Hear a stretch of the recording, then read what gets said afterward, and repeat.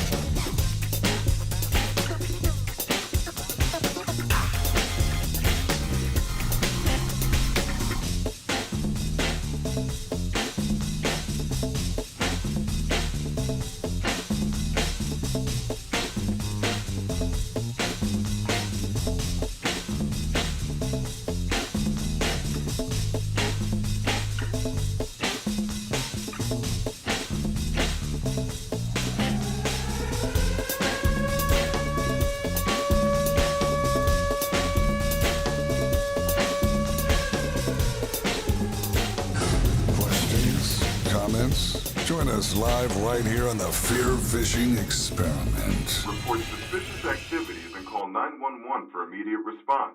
Expect delays, searches of personal property, and restricted access to public buildings. Expect traffic delays and restrictions. Oh, jumping, that's a football. Man, on a smallmouth bass. Hold that up, shot! Oh my gosh, that's a big fish.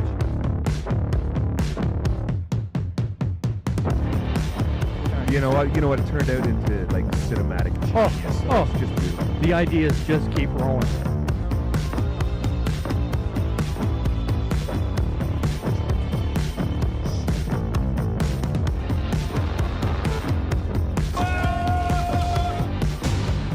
Navigating your way on and off the water.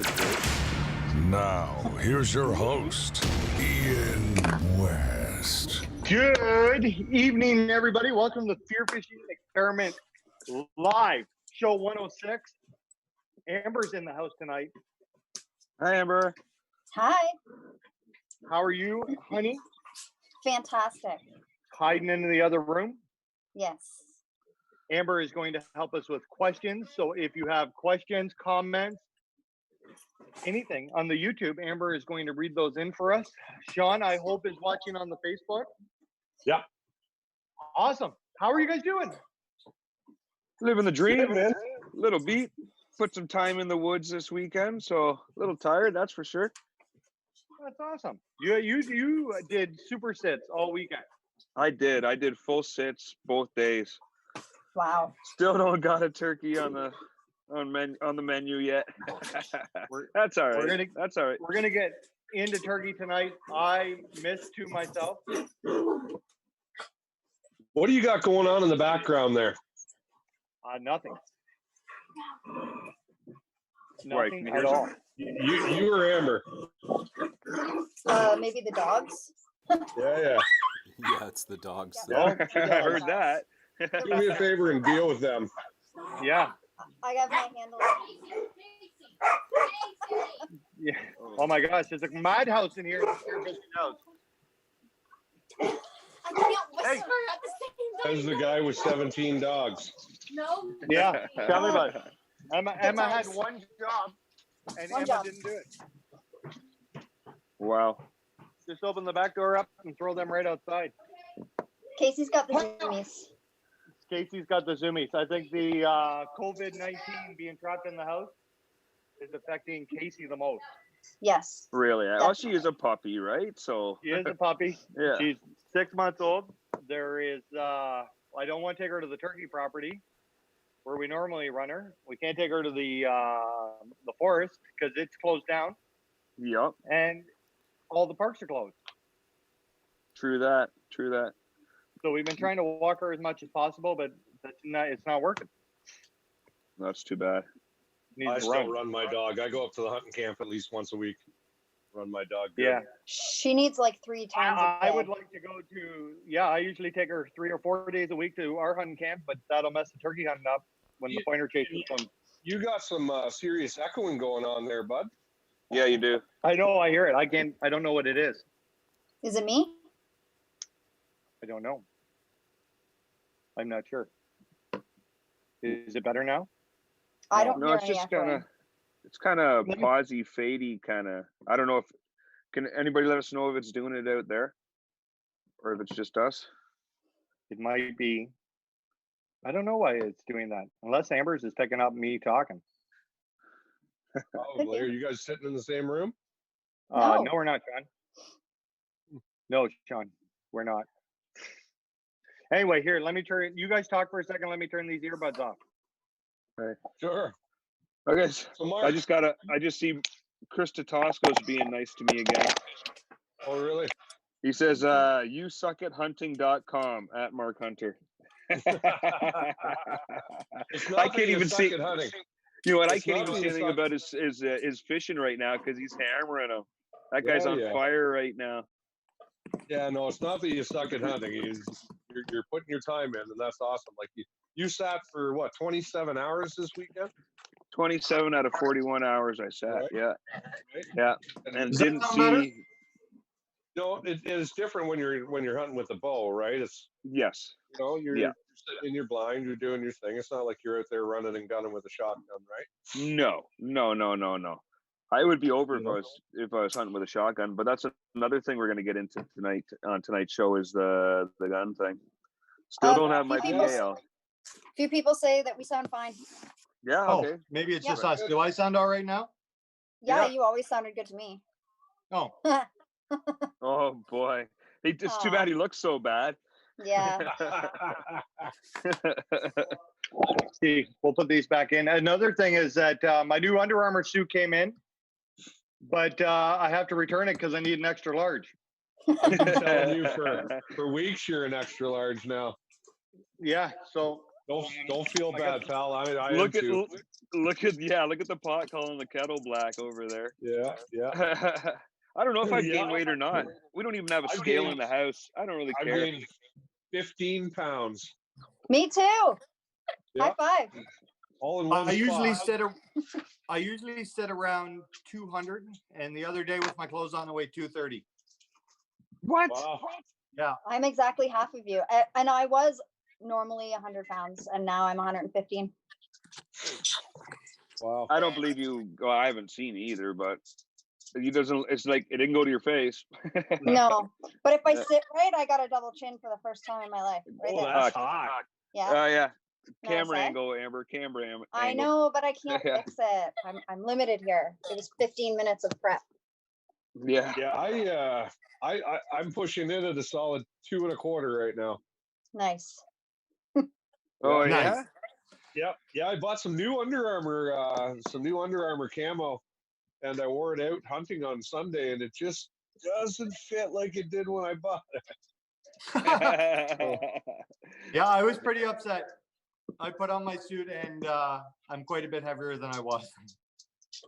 Wow. Awesome. But are you gonna lose it and then it'll be too big, or You know, yeah, I think an extra large is going to fit fine. Yeah, Perfect. I ordered an extra large. Yeah. So I got to return that. Well, the big news of the week is Canada dropped some pretty hefty changes to the gun laws. not Canada didn't? One guy did. One guy did. We're Yeah. going to bring in Mr. Kyle Carruthers, who wears many hats, and one of them is being part of the CSAAA, and he's going to explain what that is, and he's going to help us dig through exactly what has happened. Yeah, because Kyle works in the industry, right? He's a big part of that, and he'll be able to explain a lot to us tonight, I'm sure. Yeah, Yeah. he'll answer our questions, and he's the turkey master. That's right. Like, not only is he Daiwa Garmin, but he's also Winchester and Browning as well, right? They carry a lot of products. He does wear a lot of hats. That's a perfect way of putting it. He wears a ton of hats in the industry. Hopefully he's still there. I've got You there? Kyle standing by. You guys just let me know. Yeah, we're ready. Yeah, bring Kyle in. Kyle's Where one of my is he? favorite people. Yeah, he's a really good guy. He's one of my favorite people too. What's up, my man? What's going on, guys? Hey, Kyle. Not much. How are you? Oh, not too bad. It's one of those days. You know, I did it good though. I had a T-bone steak for dinner and some ice cream, so I'm pretty much set to get into this. It was awesome. Your side dish was ice cream? No, that was my dessert. My side dish was. Because that's why we're friends, man. No, Before we get into the gun law stuff, how much weight did you put on? you don't want to know. Believe it or not, I'm actually down 6 pounds. No way. No. Yeah, Wow. that is right. I'm Well, down. I guess I've it been- shows how little you do at work then. Exactly. No, it's because we've been working tons on the yard and doing some stuff and moving and hanging out with the kid and biking, and the wife's absolutely nuts. She's working out every single day, like 2 a day, giving her. So so anyways, that turkey hunting too though. I've been doing a lot of rocking and hiking and up hills and down hills, so it's all helping. So but it's been consistent 6 pounds. So if we can keep it going, I just dusted off the mountain bike last night. It's going to be my new summer hobby, get back in this old single track. But nice. we'll see. Sounds like somebody's going to get a couple more mile per hour in the boat this year. There you go. Yeah. But it's tough though, right? Because when we are working, like normally on the road, we're eating fast food and we're traveling, we're going to sales meetings, eating all this restaurants and beers, and you know what it's like. So you know what? That's one of the only positive things is eating a lot better.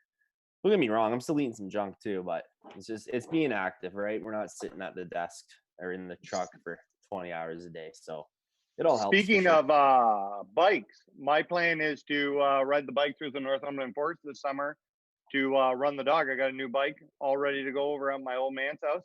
Nice. And that's my plan. Is it your super cycle or what brand is it? It is a super cycle. It's nothing special. That's all you need, man. That's all I need. I just need to be faster in the dog, and there's no way I'm going to keep up to her running. No, you know what? Speaking of bikes, they're wicked for hunting. Like I've used one to get into like a back tree stand to have like this one property, what used to be a Christmas tree farm, and you can bike right back to the stand, like no problem. You come in quietly, you're not leaving scent. Like that's a huge thing in the States, guys going into their stands on bicycles. It's pretty sweet. See, so I'd be okay with the electric bike. I'm down with that. It's quiet. You don't work up a big sweat on your way back in there, because that's my problem. I get all my gear on and get on a bike. It's over. I'd have to ride in there in my underwear. Yeah, my buddy reps those Rambo electric bikes, and those are the ones we rode, right, John? We took those for a run, man. Remember that at the show? Yeah. That was great. They are cool. They're slick. They're a good setup. You gonna get one, Kyle? No, I wish, man. They're a little out of my budget, but one day. Yeah. So one day. Yeah. What kind of deal can you get us on those, Kyle? Yeah. That's a real question here. Honestly, probably half off, double the price. Here we go. Sounds good. Put me down for 2. I'll take 2. Wow. Yeah, I'll take 3. You had to think about that one for a second. No. I got it. Yeah. Okay. I got it. Nice. What do you guys been up to? We've been just hanging. I've just been hanging out at the house, doing a little turkey hunting, doing a little missing. Nice. We'll get into that in a minute. When we introduced you before you came on here, you wear many hats, my friend. You are deep into the industry. Tell us a little bit about that before we get into the serious topics. Yeah. So as everyone knows, I'm kind of becoming sort of a regular on here, not by, I don't know. It's fun. Anyways, thanks for having me on again. But my main job is Greywood Sporting Group. So we handle Daiwa for Canada, Garmin, Under Armour, Battenfeld, which is a whole line of shooting accessories, and as well as Winchester and Browning ammunition. So huge line for us, Winchester. We spent, it's a ton of time.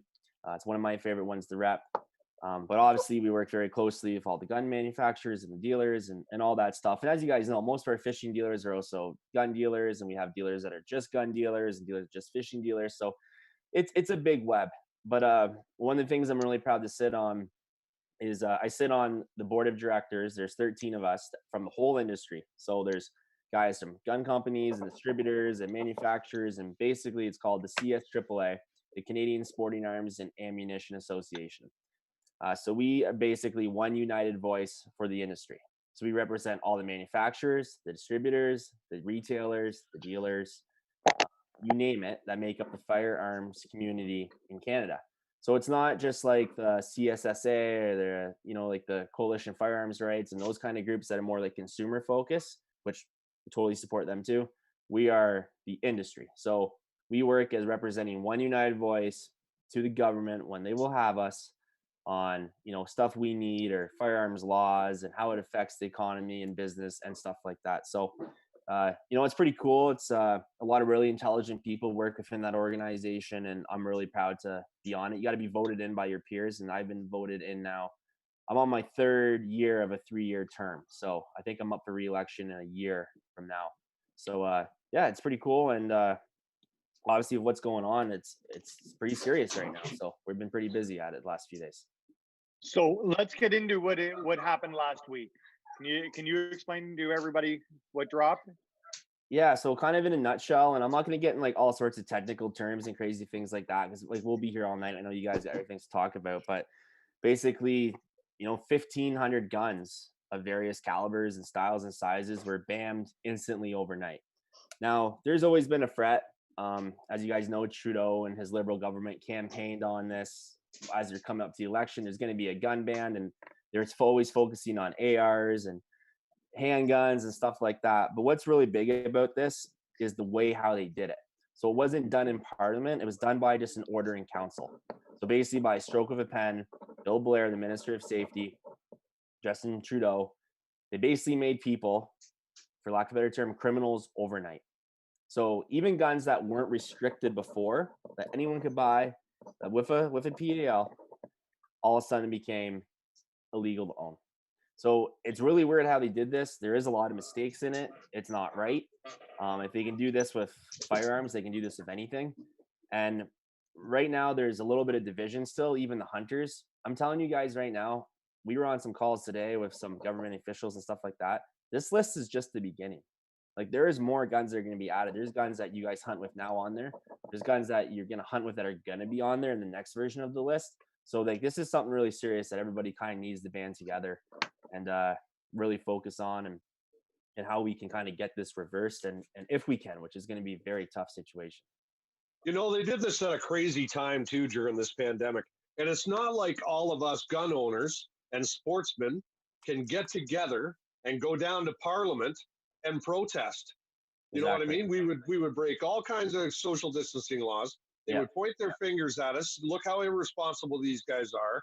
They shouldn't have guns anyway. And we'd look like assholes. Yeah. So the big thing too is, like you said, Sean, is doing this during the middle of a pandemic. So right now, like what they're proposing is basically you can't bring, say I have an M4, for example. All right. I have an M4 Bushmaster. It's a restricted firearm. This card right here that I have says that I have a certified, licensed, and trained to own it. Right here, my PAL, right? I have my restricted, my non-restricted, obviously, everything that I need to shoot. So now I'm no longer allowed to take that gun out of my safe where it's locked up, protected at all times. Nobody can get to it, trigger locked, ammo stored in a separate spot, locked up as well. I can't take it anywhere. So I have 2 years to turn it in, or the grandfather, whatever they're kind of bringing down the pipe, but I'm not allowed to let it even leave my house, right? So they're proposing a buyback of sorts is one of the things. It's going to be like $1 billion, millions and millions and millions to buy all these firearms back for us with our own taxpayers' money. Yeah, that's the problem. Right now, we're in a pandemic. We literally have businesses. Like, don't even like take the firearms businesses that are, a ton of them are going to go out of business when this goes through. We have businesses, restaurants, everything about to close their doors. There's only 2 weeks ago I was on here telling you guys to support your local fishing dealers and how important they needed us and everything right now. This is only getting worse. So we're going to use these funds for something like this. Like, I'm not trying to get super political on everybody, but everybody knows I'm obviously not a Trudeau fan. We told veterans not too long ago that we didn't have the money and that they want more than we could give. So why are we using these funds for something like this? Like, criminals don't obey laws. Drugs are illegal. Everybody still gets them. You know, in Nova Scotia shooting, unfortunately, and, you know, I'm really, really sad for everybody that was affected in that. I have family in that area in Nova Scotia, and it's scary, right? You wonder what's going on. The guy sourced those guns illegally. He was banned from owning guns in 2002. So when you're a PAL holder, your name gets ran through a system every 24 hours. You got a parking ticket, you got an assault charge, you're flagged instantly, you're going to get your guns taken away. Like, you can't hide it. It doesn't take somebody to call you in and rat you out that you got a ticket. Like, when you apply for your license, it's so strict. Like, if you were divorced, you have to get your ex-wife to sign the paperwork that you're allowed to have a gun. Yeah. Right? Like, yeah, it is, for sure. So the way I look at this ban, it's like somebody canceled the prom because one person showed up drunk who probably wasn't supposed to be there anyways. Right. Yeah. That's a great point. Right. I made a post. Yeah, I made a post on the weekend, or as soon as it came out, talking about how we should support each other. I don't own any of these guns. I never planned on owning any of these guns. But if they can take away something like this, they can take away other things as well. And in my post, I talked about how upset I would be if, you know, I woke up in the morning and they took my bow and my fishing rods away. For sure. And I need to support my neighbor. If he chooses to be a target shooter and own these weapons and he's a law-abiding citizen, then if I support him now, if they try to do something down the road that affects myself, I would hope that he supports me too. Yeah. And you know what? And that's exactly it. Like, it keeps coming back to this argument. We don't need these guns to hunt and this and that. You know what? Shooting is a sport. Shooting sports is a legit sport, right? There's parts of it, biathlon in the Olympics, 3-gun, IPSC, all these things that build reflexes, discipline, fitness, long range precision shooting that takes skill, work ethic. I don't know where like you guys are raised, but anything that like my kids will do that will teach those skills, discipline, and work ethic, I'm okay with it. And all these things are happening on safe, organized ranges. So one thing too about this buyback and taking these guns out. So give you guys some numbers. 48,000 jobs in Canada revolve around the firearm industry. 48,000. Wow. There's 4,500 independent dealers. And on average, between hunting and shooting sports, Canada spends $8.5 billion a year. So not only are we going to take that out of the economy, but what about the taxes that we're paying on top of that the government gets? They're going to lose all that too, right? So there's so many different angles on this. And those are legit numbers. The CSAAA, along with OFA, did an economic impact study from a company that does this full time. We did it last year. It costs big bucks to do that. These are legit numbers. Like, there's a good chance that 56% of gun dealers will close their doors after this. Wow, that's insane, guys. That's a serious number. And even though this is spear fishing, like you said before, a lot of gun stores are fishing stores. 100%. So it's really important right now to join one of those organizations to help fight this fight. There's different stances at it. I think what really frustrates us is that they never consulted with any so-called experts before they made these decisions. Right now, so your organization was never contacted or anything regarding this before? We had a meeting. Our president had a meeting with Bill Blair, Minister of Safety. I think it was just over a month ago, bringing up concerns. And we always have been lobbying with the Liberals or against Liberals, all this stuff, having meetings. We have lobbyists up in Parliament, and the general manager is full time. And we've always offered the hand. You can call on us when you want help, whether it's classification, if you got to ban something, what makes sense, what doesn't make sense. They never called us back again. So right now, they have no idea how they're going to enforce this. They have no idea.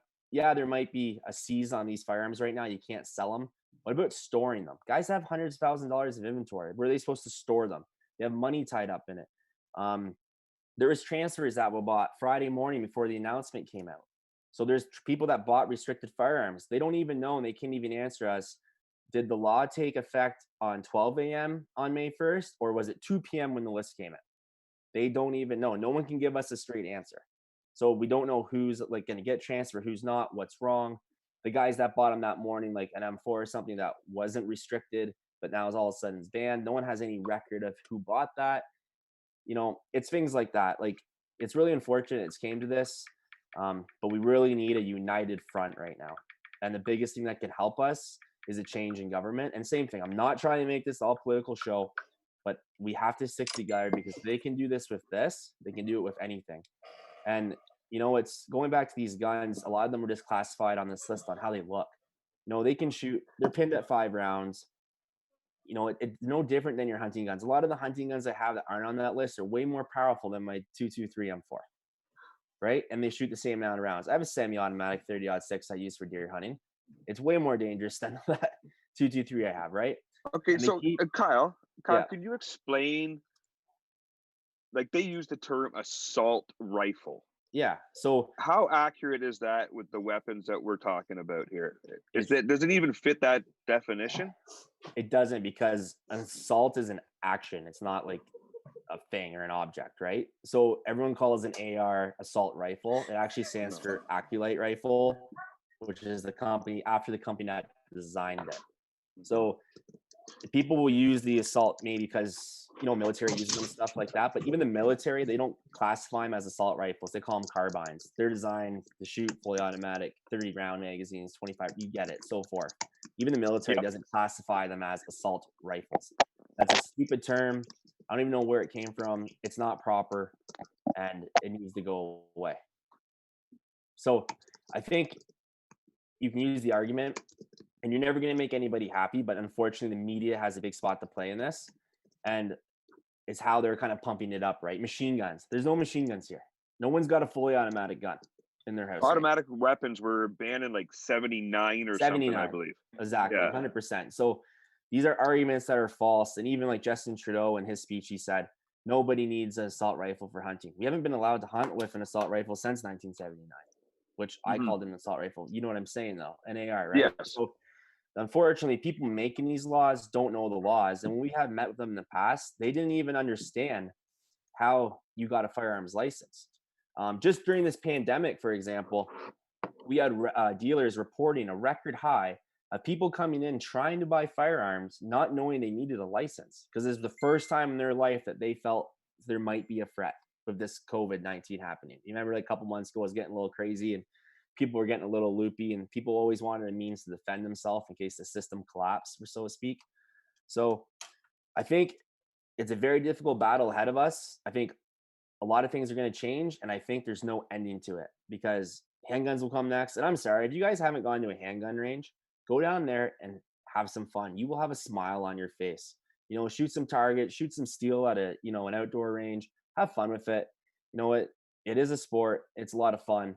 And I encourage you guys to do it, but it will never end, because we'll make arguments all day. Like, for example, why don't we ban swimming pools? Guess how many people died falling in a swimming pool in Canada last year? 37. 37 people died. Are we going to ban swimming pools? No, we're not. Right? How many people are we going to murdered ban? by a gun? Honestly, probably. I don't even know the fact off the top of my head, Sean, and I should, but I believe it's under a couple hundred. And I think 99% of them are all illegal firearms that the police have in their possession. Right. Right. So these are firearms that are coming in from gangs, and we should be putting this money towards that. Crime, yes, border control, stuff like that. You know, a number of our retailers import directly. We got to figure out the rules on that stuff, you know, what they can and can't now. There's so many factors to this. It's so confusing behind the scenes. It's not just as simple as the government's taking our guns. There's so many complex circles behind the scenes right now that are happening that I can't even touch on them all, but it's affecting everything. The same suppliers that sell these firearms to the consumers and everything like that, the ammo, we're also the same guys that sell this all to the LE industry, law enforcement, police forces, military, you name it. We hold those same contracts to the same suppliers. So if these suppliers go out of business and stuff, it's not just as easy as getting it somewhere else, if you know what I mean. Yes. So, and I can't speak for everybody, and but I'll go on record saying I know for a fact that a lot of the cops are not on board for this. They don't. I've heard it. I've seen quite a few posts from police officers saying they don't agree with it. Exactly. They don't want to knock on doors in a couple of years. That comes down to it. Same time too, if these are so dangerous and so bad, why is he giving us 2 years to hold on to them? Why is he not taking them away right now? That's a very good point. Like that makes sense. I saw a question on YouTube and I didn't catch the name, but it was a question about, do you think that semi-automatic shotguns that people use for duck hunting could end up on this list? Yes, 100%. That's a scary thought. 100%. It will go back to the days of guys shooting over-unders and pumps. And the problem is you take an inch, take another inch, take another inch, take another inch, right? Mm-hmm. So it's not going to change anything as far as it's just going to be prolonged until we get a change in government that absolutely understands what's going on for us, right? So that's what I'm saying right now. If you guys are at home and you're saying like, hey, this isn't really affecting me, I don't have any of those guns anyways, I don't see why anyone needs an AR, I don't deer hunt with it, you're next. Just remember that. You are next. And you're going to wish that your neighbor is there to support you, and you're going to wish you supported him, that it never came to that. Well, what can we do? That's the big thing. Yeah. What can we do? We'll get them there first. My biggest thing that I want to tell people is when you're making these arguments, whether it's on social media and stuff, respectful, facts, make sure it's factual, and support these organizations out there. So what we can do is I'll post a link on the Fear Fishing Live Well tonight of like the Super organization as well as CSAAA and where you guys can donate. Everybody's gearing up right now to fight this fight, and it's a political battle. We're not, psychos. It's not a mental health issue. We're not going to pull our guns out and go shoot anybody and because they're taking our guns, guys. We have a plan here that we need to execute. It's a big part of our economy. Just the Canadian GDP last year, firearms was $5.4 billion towards the GDP. This is huge money we're talking. A lot of livelihoods at the stake. And it goes back to what Sean said. It was the timing of doing this during a pandemic was absolutely disgusting. So even if you're not a firearms owner, you need to look at that simple fact. of what. Well, like we've the talked lack a lot, of process that lack of process got that's that exactly signature. It. Yes. we have talked a lot in the past about how small the industry is. Rural Canada and the big cities in Canada have different politics, and we are. I have a lot of moral interest, and lots of shooters are hunters, and I'm a hunter, and lots of shooters are fishermen, and we all kind of intertwine and tie together. We're not that far away from, if they could possibly ban semi-automatic shotguns for duck hunting. Yep. We're getting to, it's almost like a fight between city people and rural people. It's not out of this world for them to come across with fishing is immoral and you shouldn't be fishing. And I've seen videos about catch and release, emotionally hurting fish. It's an ongoing fight, and we're not there yet on the fishing, but it's a real possibility down the road. They're already, people can, you know what I mean? And they're already closing fisheries in BC and stuff, environmentals groups, and a lot of it's being funded out of the US. And that's a whole nother discussion that you guys have to have Kim Rhodes on one night from the CSAAA to talk about. That is a great discussion. Fisheries and oceans, you guys, as a whole nother can of worms. But you're completely right. The only thing I might not agree with completely, Ian, and I maybe a little bit, is the urban versus rural area. There is a ton of firearms owners in the city. 100%. And some of our biggest gun dealers are, and that's where these guys are actually really affected, is these sport shooting guys, and they, but they all shoot at a licensed range in the city. So it's not like we're allowed just to take these guns out now as it is. Like, you can only travel from your house to the range. That's it, and home. Like, you can't go make all those stops in between and pull it out of your buddy's house and show it. We have the strictest firearm laws in the world, basically. Like, it's not a joke. Like, it really isn't, like, how it's handled. Our crime for firearm is very, very low. And you know what? You can get in the argument about self-defense and all that. And it's very, very little that a firearm is actually used in self-defense in Canada, which is a good thing. It doesn't have to be, but that guy breaks into your house, you know what? Maybe it's just a sense of security that something is there. I don't want to get into that subject, but there's so many factors, whether it's a privilege or a right. It's just the process on how it was done. The lack of process, as Mark said. That's the best way to put it. I actually know a guy that's had to use a firearm in self-defense. He had a guy call him up, tell him that he's coming to his house to kill him. Was this in Bob Cajun? Yep. You know the guy. Yep. And he called the police and told the police, he said, "This guy just called me. He just got out of jail. He said he's coming here to kill me right now. I need help." And they were like, "Well, we'll send some officers." He said he's got a gun, says he's coming to kill me. They're like, "All right, well, stay on the phone." And he had his gun. He got his gun. The guy came in, booted in his door, had a shotgun in his hand, and he shot him dead right on his porch. Yeah. And I believe he got off because he called the cops and they didn't send a squad car. So that was one case. He called, he said, "Someone is coming to hurt me." I don't know all the details that they took completely seriously, but he got off that in self-defense because he called asking for help and it never came. Yes, he did.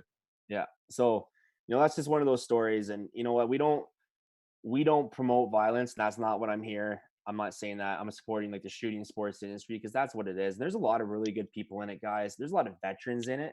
It's therapeutic for some of them. It's therapeutic for me to go to down to East Hill. I'm a member there. I'm also a member of the Pine Ridge Club here, just outside Newcastle, where I shoot outdoors and skeet and trap and rifle and all that. You know what? It's a stress relief for me. I go there and I punch some paper and shoot some clays and I feel good. It's a skill. It helps me with my duck hunting. And that's just what it is. Like, it's unfortunately, everything can harm somebody. We're always going to have evil people in this world that do stupid things, right? And take Nova Scotia, for example. That guy was so organized. RCMP uniforms, squad cars, pulling people over and executing them. That's not a gun problem, guys. That is a mental health issue. Like, even a gun, you have to pick it up. There's like 5 steps to use it. You have to pick it up. You have to load it. You have to cock it. You have to point it. You have to pull the trigger. There's 5 steps to make that gun physically lethal. You have 5 steps in your head to say, where I'm pointing at this, is this the correct thing to do? Right? You have to be completely not right to actually ever point that at a person. Like, you guys know what it's like. If you're hunters, you go duck hunting, like the number one rule is you don't point your gun at anybody. Like that is already foul. Doesn't matter if it's unloaded. Like those barrels are up, and you never point a gun at somebody. And I take that super seriously. Like if I see a loose barrel swinging around, like it is a big problem with me in my boat. Me too. Yeah. Yeah, we take Big that time. super seriously. And I look forward to, like, my daughter's only 2 years old now. We're going to go out shooting when she's old enough because I'm going to teach her to respect the firearm. I'm also going to teach her what it's capable of. It's capable of hurting somebody. Respect its power. It's always serious when you're around these, right? And that's what we got to do so you don't get in the wrong hands. Unfortunately, our society is really kind of influenced by video games now and stuff like that. But, you know, it's too bad. Like, we don't blame spoons for making us fat. It's like saying we don't need sports cars that go 200 kilometers an hour because the speed limit's only 100. I mean, I can go buy samurai sword at the flea market. I could probably do a lot of damage with that in the middle of a crowd. Like, you know what I mean? Like it's kind of like picking on one kid in the schoolyard right now because, like I said, someone showed up to the prom drunk who wasn't even supposed to be there. So yeah, well, go ahead, John. I want people watching the show. I want them to look up something called the shock doctrine theory. Now, the shock doctrine theory, this is exactly what Trudeau did here. He used the pandemic to push through a secret agenda where nobody can do anything about it. Everybody's focused on one thing, and they sneak in. It's just like when Trudeau tried to push through his first process through Parliament there. He put in that he wanted unlimited rights to raise taxes, borrow money, do whatever he had to do without the approval of Parliament. Who does that? During a pandemic too. Communists. Trying to sneak it in, right? Like it's right. No, it's right? like same thing. We're in 1978 Cuba right now. Yeah. This is bullshit. Yeah, and that's just what we're saying. And like, just band together right now, guys.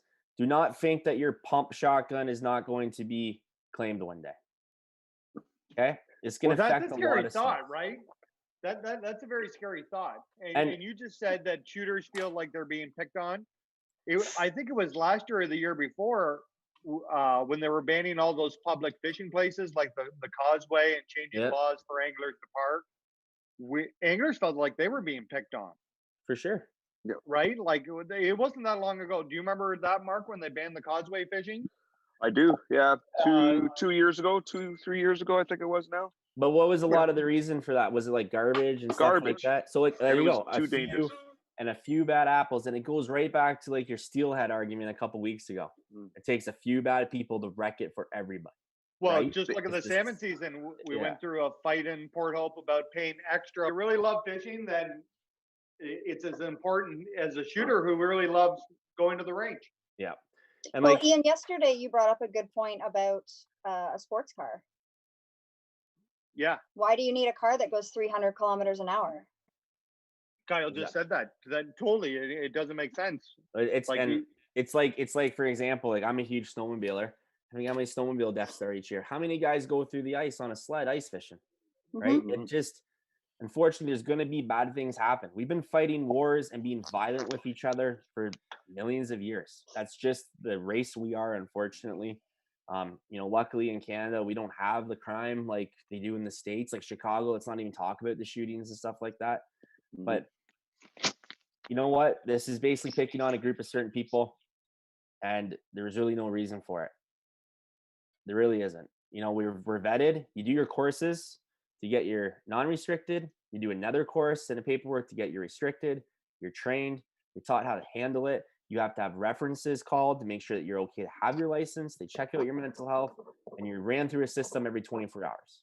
There's basically no difference for getting a gun license. The process is very much like getting a passport. Yeah. Yeah. Really, oh, it's the exactly same like process. It's the same process. And you got to get a picture that's stamped and certified and all that stuff. And for you people who don't know how it works, if you buy like a restricted, let's take an AR or a handgun, for example, you go to the store and you pay for it. You don't get to take it home right there. You have to wait for your transfer to come through. So basically, they send the paperwork off. They look all into you, make sure you're still good, do another background check, good. They call you when it's ready. If they see a flag, you don't get that gun. Like, there's so many things they could do better on their side, sure, but it goes right back. These crimes aren't happening with legally owned firearms. Like we can take all the guns away. The shootings downtown Toronto will not stop. We can take them all away. That's right. And you know what? If we take them all away, then the cops don't need guns either. And drugs. Exactly. Drugs are easily available to everyone. Exactly. I've never met a criminal. I've never met a criminal that obeys the laws. So, no. You know, I've been so upset by a whole bunch of things in the last couple of months. This whole pandemic, and then this whole gun thing comes down.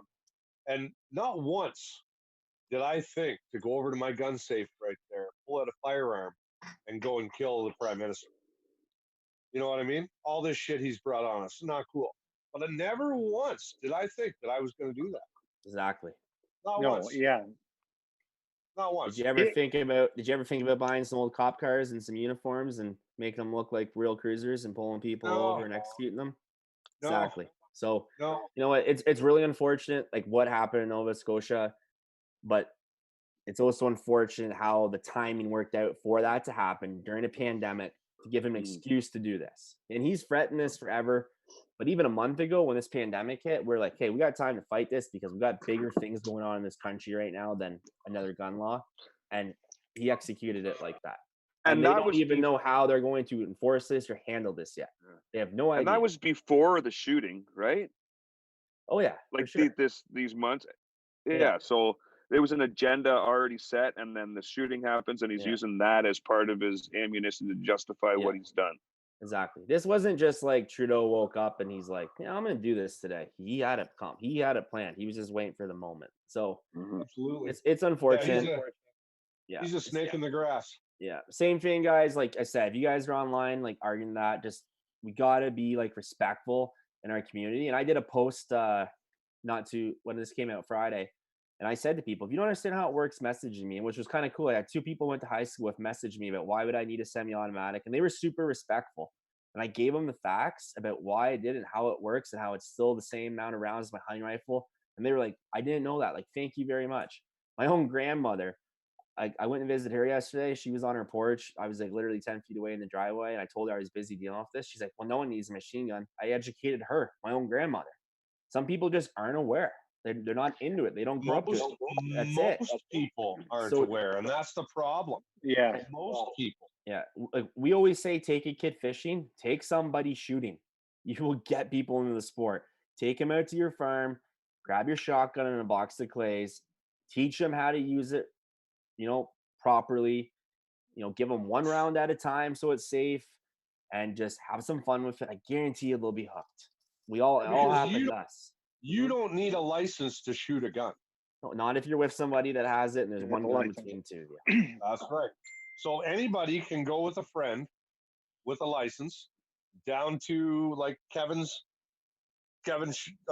range there, or over to Justin's range, right? Yeah. And they can go shooting. They can walk in there. They can shoot, and if they like it, then they can sign up for their firearms course, right? Yeah. So what I would do if you guys are interested in doing it, go find your local range. A lot of them have rentals, but with these rentals, they give you get the instructor, obviously, right? So the instructor comes in, you'll have a number of different firearms to shoot, and they'll teach you and walk you, and you will feel safe and you will feel confident. And then you can decide, is this for me or is it not? And, it's cool. Like my mother, she's 55 now. She got into shooting a few years ago. She wanted to do something with her boys. She went out on her own, got her license, joined the gun club. She actually had her restricted before me. She's shooting pistols and stuff like that. She loves it, right? She's a nurse during the day, gunslinger at night, loves it, right? And it just shows like how many different people you can get into it. You know what? It's a great family sport because everybody can do it. Like you literally can. My mom's 76 years old. Last year, bucket list for her. She wanted to go to a range. She went to a range down south, and did it, and they loved it. They loved it for sure. Well, the big thing too is and while we're discussing this, just like the before the Steelhead opener and the Angelo, you can have discussions and you don't have to hate each other and you don't have to agree with each other. Exactly. Like that's the big thing here too, right? We're back to that again, where you don't have to agree, but you need to respect each other's position. Yeah, for sure. You're never going to agree with everybody, and that's what I'm saying. Like, being respectful and educating them with facts is going to go so much farther than just, you're not going to take my guns and I'm going to fight you to the death and all that crap. That's not how we want to be represented right now. Right? No, not at all. We can show that we are civil people that can do this properly through the proper process. Unlike how they did it, the proper process, we can beat this. 100%. It's not going to happen overnight. We can beat this. So just keep beating that through your guys' heads. Proper process, proper people, be respectful. That's like the only advice I can give on it. So what you're saying is there's a plan and a committee in place that is going to fight this and hopefully get this ban totally gone. Is that where we're at? That would be the ultimate goal. There's definitely the whole industry is banded together right now. We're working with the consumer groups as well to work on a plan. It has to be a united front, if you know what I'm saying. So there's going to be updates on this. Join those groups. They'll keep sending out those updates. Like I said, I'll post the links up tomorrow in the Fear Fishing Live Wall. You can check them out. The CSAAA, like I said, it's mostly made up of members of the industry, like the retailers and distributors. But they have a really good Allison, who's our general manager there. We're a non-for-profit organization, but we do pay a general manager just to do the day in, day in, because it's a huge organization, right? She spends a lot of time in Ottawa, Parliament, stuff like that. But she provides awesome updates. You can follow us on Facebook, the Canadian Sporting Arms and Ammunition Association. We're going to launch a new Instagram. That's going to be to keep everybody updated, and that's the best way to do it. So, you know what, guys? I really appreciate you having me on to talk about this because it is something like very passionate to me. Well, this is very like we're all in this together. If you go to the fishing store and they have firearms, if you'd like to continue to buy fishing stuff there, we need to support the firearms side of the store too. Like a lot of businesses can't live off just fishing. No, and one thing's going to affect the other. So like, even if you have just a hunting firearm right now, like even if it's not duck season, go to a firearm store in the next few weeks or order it with curbside pickup. Buy a box of waterfowl shells, buy some extra skeet loads to shoot. Support these guys, because right now, I'll be honest with you, there is next to no markup or margin on ammo or guns. It's very, very little. Like it's pennies. Like it's tough to make a living in the gun industry. Like it really is. So for these dealers, so any little bit of support can help. And I know money's tight for everybody, guys, but I don't want to be here in a year having the same conversation, going half the gun dealers are gone, and you know it's only going to be tougher. So I don't really know. I got some stuff. Yeah, go ahead. We can move on from here. I've got a good question here, but first I'm gonna say that I've been waiting for my PAL to come for a long time now. The offices are open. I called this morning, and as soon as I got on the phone with the lady, I realized that she had a rough morning. So I wanted to find out where my PAL was. I was super respectful. The first thing I asked her was, "How are you going? How's it going? And how are you? And how's your morning?" And I had a little bit of small chat. And then she explained to me that they hadn't been running the machine to make the cards, but it would start it this morning, and that I should see it in the next couple of weeks. And she apologized twice that it had taken so long. So good news for Mark and I, that we're going to join the club here soon. Did you hear that, Mark? Yeah. You're really echoing for me. I don't know. I think Amber's might be picking them up because her screen keeps flashing up like she's talking. I will mute myself. I didn't want you to do that, Amber. I was just saying. You know what, Ian? Like you said, though, isn't it amazing if you open a conversation like with 3 simple words? How you doing today? How much better it goes? Mm-hmm. Like, isn't that amazing? So I think absolutely. And you know what? I noticed this in the States when we were down there. A lot of people say, instead of thank you, they say, "I appreciate you" at the end of. That's my line. I thought, you know what? I thought that was amazing. Yeah. I appreciate you. Yeah. Like people at the store, or I think that's a perfect term, and everybody should use that every day. Yeah, it's awesome. I always say I appreciate it, man. That's always my line. I love it because I do, right? Yeah. Like I genuinely do, right? So yeah, it's I always say I appreciate it too, but they say I appreciate you. You, yeah. Sean said it all the time too. Yeah, buddy. Yeah, I do. Yeah, I do. Appreciate y'all. So Ian, can you hear us, man? You got us, Ian? You got sound there?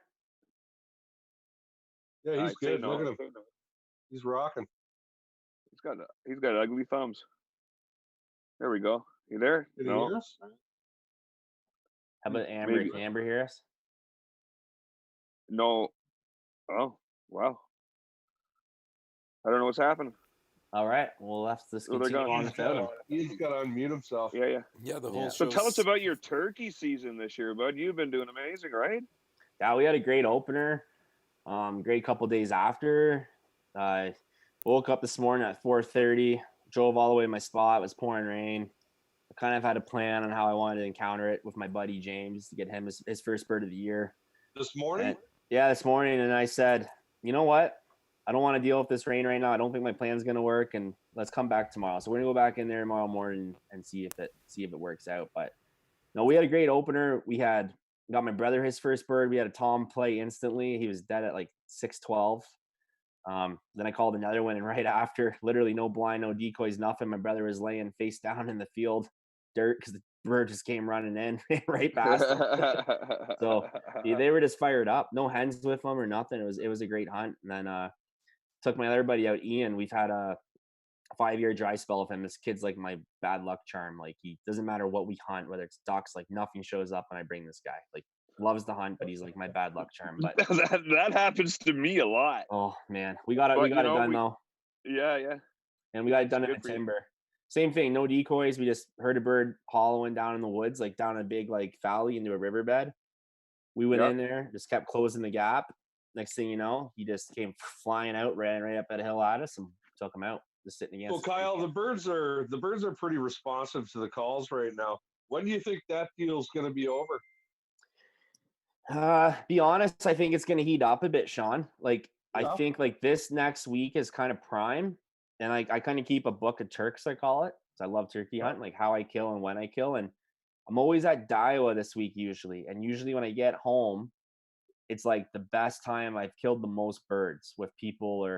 And I think because some of the birds are still kind of henned up, so they're kind of hard to call. But when you get like that lone Tom who's alone and he comes to those calls and he sees like a strutter or a Jake decoy, like he's usually pretty fired up. So it's different every year, Sean. Like it's hit and miss, but I think you got a really like good week coming up. I really do. When they start kind of you said that one of the Toms came in and destroyed your decoy, right? Yeah. So I don't know, like I always like letting them come in as long as you can. I like watching them beat on the decoys. It's a ton of fun. It didn't help though. We let him do that, and then my brother shot my decoy with the Tom.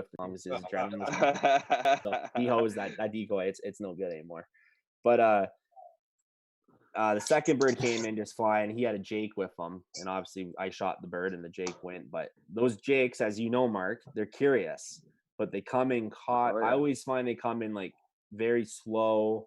I mean, it's like they always know something's wrong. They always think someone bigger is around, and like Jakes are the worst for that, busting you. So, but I do find when you get those Toms and you get them fired up, they were good. But it was weird because coming into the season, I'm like, oh, the season's early. I see a lot less groups. I see more split up birds, and that's how opening day went. They came to the call. But this last week, I'm seeing them grouped up again. So I'm really thinking this week is going to be the week of mayhem for everybody. So get out in the woods if you can. We seen them grouped up pretty hard there yesterday. Now, Kyle, do you ever find that there's a time where it's better to use just a hen decoy as to a hen and a Jake, or just a Jake, or a Jake and a Tom? You know what? So like 4 or 5 years. 2 minutes. Yeah, I'll be right back. I don't know. I think Mark needs to hear this one. No, I'm just kidding. So, just a second. I gotta pee. So 4 years ago, I was like always just a hen for like opening week, and then I would put in that full strutter. And now I'm like a believer in that full strutter decoy because I've had so much luck on it. I've also reaped a few birds. You know, when you crawl out to them holding that fan, and there's something about that fan that can drive them nuts. So if I'm only going in with one decoy, I'm going in with a full fan every time. Yes, you will scare the odd bird away, especially a Jake and stuff like that. But sometimes you get a group of Jakes that will come in and just start kicking the crap out of it. Sometimes you get a gobbler. It's, you know, if you have a full strutter and a laydown hen looking like they're about to breed, it fires them up. So I'm really big on a full strutter decoy with a real fan. And if you can shoot a Jake and keep your Jake fan for your decoy, even better. Right on. So that's good news. Can you guys hear me now? You're great, buddy. Awesome. Yeah. So I'm really big on that full strutter decoy for sure. And get good decoys, get detailed decoys. These turkeys can see, man. So get a good Avian X or those new Flex tones. I think Primos makes them. Is it Primos? Yeah, I just picked one up at Jake. It's amazing that it looks exactly like a real. Oh, I just spilled my Rockstar.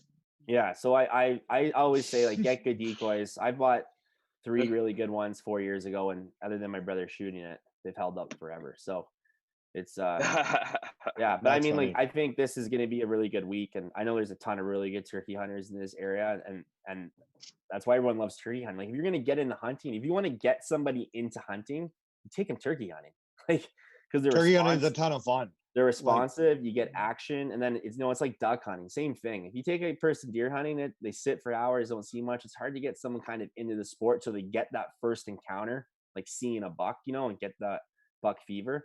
But man, if you want to get somebody into hunting, put them in the blind, take them turkey hunting. Now, I don't use a lot of blinds hunting. I really like running and gunning. I like just setting up on the fly, and I'm a big believer, like, closing the gap on a bird, like every 50 yards makes such a difference. You know what I mean? Like, you could walk into a property, call nothing. Walk another 50 yards, call nothing. Walk another 50 yards, boom, you get that gobble. Like, it's amazing. And I always use that term. If you hear a gobble in the distance, I always say close that gap. Like, if you know you got timber and cover in between you, you don't even need to bring the decoy. You can if you want. Start closing that gap, jump behind trees, call them over the hill, shoot them. Like, that's why I love turkey hunting, the running and gunning part. I very rarely set up in a blind. So that's with a bow, I kind of stuck, right? Yeah. What's that? So being a bow hunting for them right now, we're kind of stuck with a blind. You need that cover because of the movement, because of their eyes, right? Yeah, for sure. Now it is tough with the bows. You got to pull back, but it's kind of like deer hunting, right? You got to still be able to draw your bow when the buck's not looking. So same thing though. If you can go to a dealer, you can get like those. I think Hunter Specialties makes one. It's like the rollout blind. You can set it up really quick, right? Yeah. So I got one of those, and you can do that. You can close that gap, set that up quick, especially if you got 2 of you. And if you can get that bird just to look the other way, that guy pulls that bow, you can do it. But you got to practice sitting on the ground and really getting comfortable with your shot. But it's definitely doable, but no doubt it's harder. And I've shot turkeys with the compound. I shot my first turkey ever with a crossbow when I worked at Excalibur. But there's just something about shooting a turkey in the face of a shotgun and a Winchester Longbeard shell that will just never get old to me. And I'm a shotgun guy now. I just love it. Like, I save the bow for the. Tell us a little more about that Winchester Longbeard. I picked up a box of that on Saturday from Kevin. And, yeah, so I'm really looking forward to reaching out and touching one. Yeah, so that Winchester Longbeard, like, you shoot up 60 yards of, like, absolutely no problem. So it uses a shot lock technology, which is basically like a hard resin. And what it does is it keeps those pellets in there tight. So it shoots, and as it shoots, it holds those pellets together before it starts basically incinerating, so you can get that extra range. So a couple of things I tell guys about it when you're using it: put your decoys at 30 yards, don't put them at normal 20. It patterns tight. You'll miss birds if they're like close off your barrel because it comes out like a slug, right? Until it kind of starts opening up. And same thing, like, farther is better. Like 40 yards, no problem. 60 yards, no problem with that load. Take that shot. It's absolutely phenomenal. Everything too, if you are going to shoot them in a little bit closer, you can run a full choke in it. You don't necessarily need a turkey choke. But it all depends what you're comfortable shooting to, right? I got a Pacific turkey gun. It's a Browning BPS NW2F turkey edition. So it's got a little bit shorter barrel. It's got a Browning turkey choke in it. I got an awesome red dot on it. The thing is just, it's killed so many birds. I've had buddies use it. It's just, I love it. I know what the gun's capable of, and I know those shots. So it's a ton of fun, man. Like, if you guys aren't into turkey hunting now, get out there and get into it. So it is an absolute blast. It is. There's nothing like, yeah. With that load, and you also recommend the full choke, right? Yeah. So, like, I think an average turkey choke is like a restriction of 680, I believe. I think Brandon Ross, my buddy, he's watching. He works at Bomac. They're a big gun and ammo distributor. He'll know. He's a huge turkey nut himself. I think it's 680 full choke. That's basically what I run. But I've ran full chokes, just full chokes in my other guns, my waterfowl guns with that load, because I'll be first one to admit I've missed a few birds, and they're always when they're close. So it's that's interesting. Yeah, and go ahead. I know another guy that's missed a couple birds. Yeah, I had a rough weekend. Yeah, he puts the miss in Mr. West. Yes. Tell us. I got feathers. I got feathers. Friday Yeah, night. you did. Friday night, I went to my ground blind. After watching 3 jakes for an hour and a half, I finally called them in. They were really, really tight together. I got video. It'll come out in the next vlog. I'm going to like edit it into the next vlog. So I decided for a throat shot, and I grazed the back of his neck, and he ran off. No harm, no foul. The funny part about him is on Saturday morning, I went back out. Mark and I got up super early. We ran back out there.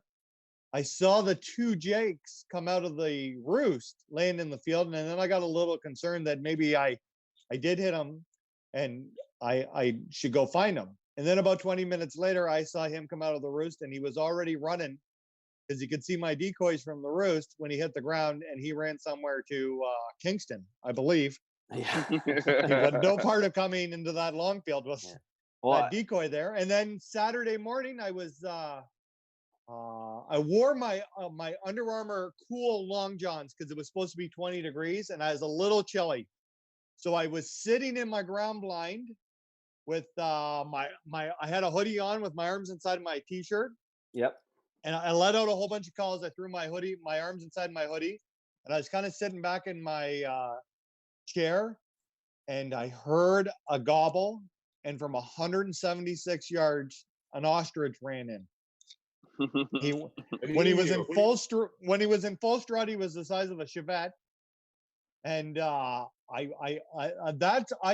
Friday night with the Jags, I wasn't not an ounce of turkey fever. Saturday morning, I was shaking like a leaf. Yeah. You know, I had a spot in the grass marked where it was 20 yards. So if he was coming in, I could judge how close he was getting. And in my nervousness, I thought he was at about 18 or 19, and he was probably at 21 or 22, and I shot low on him.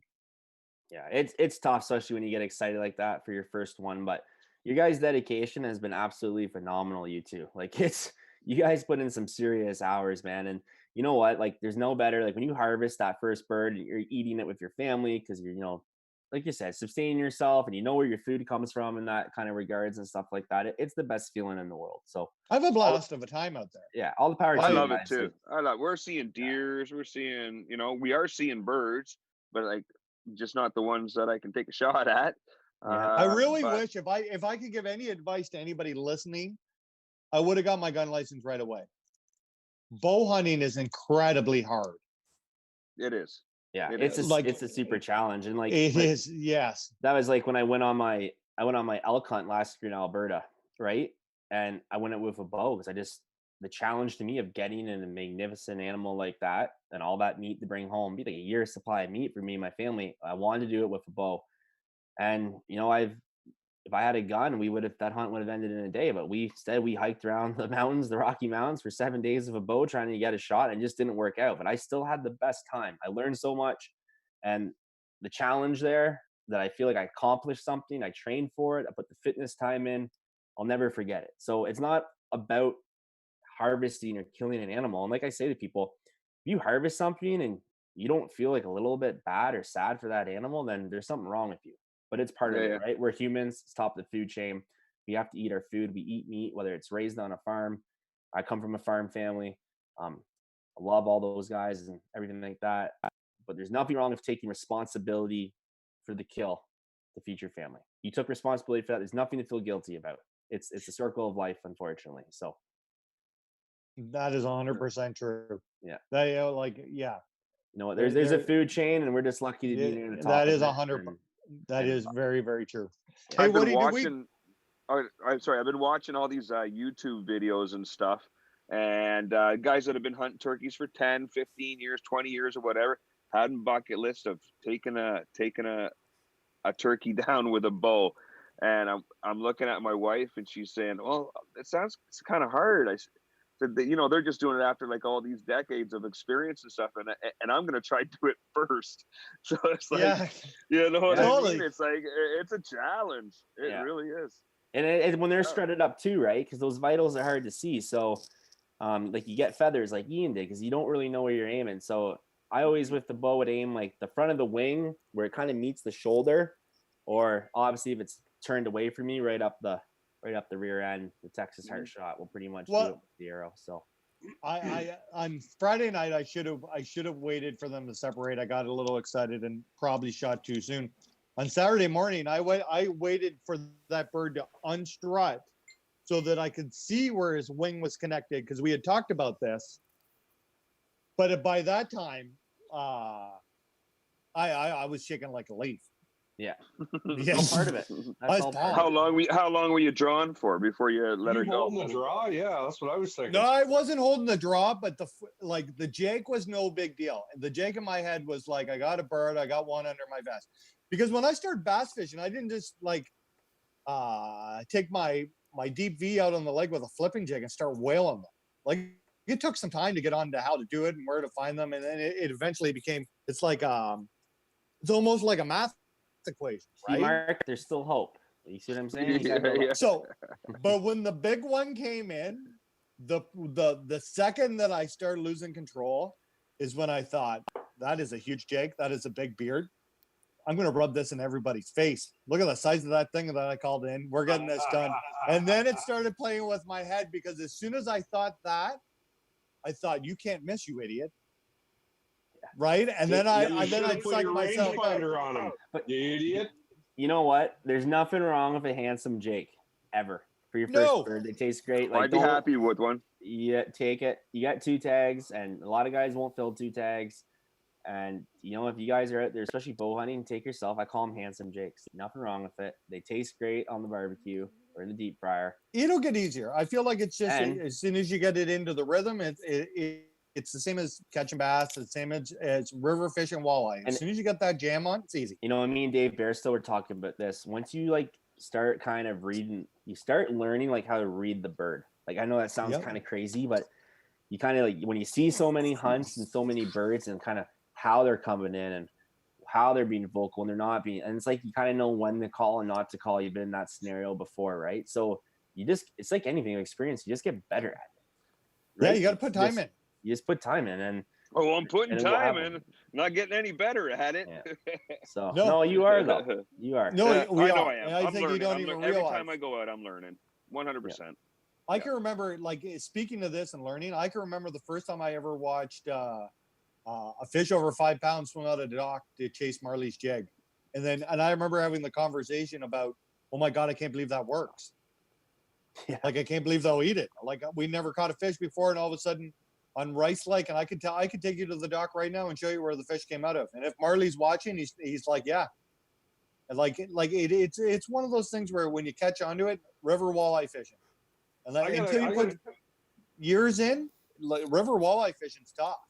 And I Ask agree with Mark. that. Like, I've only Yeah, real walleye. tough. No, I'll back Mark on this. I've only river walleye fished, believe it or not, 4 times, because I got a boat a couple years ago. It came end of May, so I kind of missed that thing. I bought my new bass boat last year. I didn't really get it on the water until 1st of June. So it's only when I've gone out with a couple people, but it is a technique to keeping that trolling motor and that jig on the bottom. That takes some practice. I don't care who you are. That takes some skill. So I got a question for you, Kyle. Yeah. I got a question for you. So you get to the property first thing in the morning, you got crazy wind. Do you Yep. think those birds are going to come out of the roost and go into the wind and walk into the wind all day? Or do you think they're going to go crosswind or away from the wind? You know what? That's one thing, and I'll fully admit, Sean, is I don't pay much attention to turkey hunting is the wind, and I probably should.